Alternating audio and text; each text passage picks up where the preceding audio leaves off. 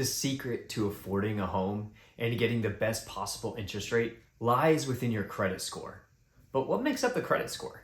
Let's talk about that.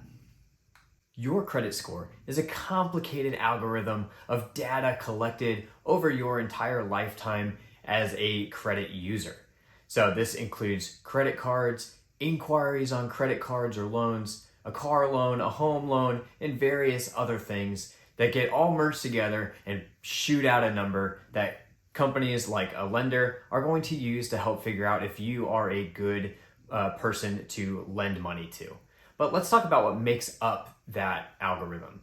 So first and foremost, your most important thing that's going to affect your credit score is how often are you making on-time payments. This makes up about 35% of your credit score. So it is extremely important that if nothing else, you make your payments on time every single month. That is hugely important. The next thing is your credit utilization. This makes up about 30% of your credit score. So if you have a credit card with, let's say, $1,000 limit, and you are using $900 of that limit as your current balance, that's going to look unfavorably on your credit score. The best rule of thumb is to stay under 10%. 6% is probably the best. So if you have a $1,000 credit card limit, you are using about $60 every single month on that credit card. But again, make sure that above all, you are paying your bills on time. The third piece of information that gets used for your credit score is your length of credit. This isn't something you control, because however long you've had your credit is just how long you've had it. You can't forcibly have more credit for longer. There are some tips that your parents might be able to do, but that's a whole nother video. This makes up about 15% of your credit score. So somebody who is maybe 20, just opened up a credit card, is going to have a shorter credit history than, let's say, a 50-year-old who's had a credit card and loans for 30 years.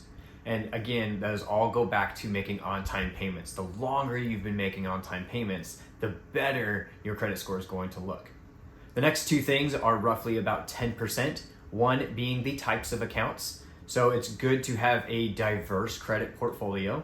That might be a loan, a credit card, a home loan. Those types of things, look at the credit companies will look at them and saying, okay, you are responsible in managing different types of credit, not just revolving credit cards, but also paying loans on time as well. The last thing that's also 10% is new applications. If you are inquiring about a credit card multiple times a day, those are going to be not favorable on your credit score, but it makes up a small 10% of your credit score overall.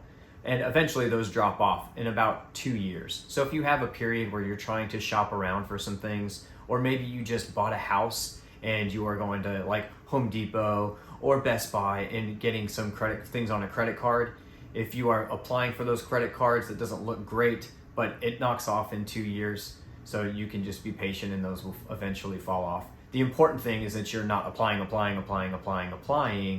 and that's going to look like you're desperate for some money, somebody to lend you something, and that just doesn't look as good on your credit report.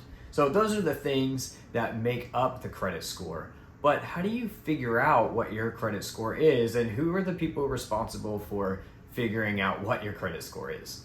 Now that we know what makes up your credit score, it's time for you to go and figure out what your credit score is now. There are 3 different bureaus, TransUnion, Equifax, and Experian, who are responsible for your credit score. So you want to be able to pull a report from each of these, and you can do that with annualcreditreport.com, and you can get a free credit report every single year. So that's your first thing. If you have no idea what your credit score is, go get those reports and start looking through them, start seeing if there's any kind of discrepancies. Sometimes your information could have been a result of identity theft.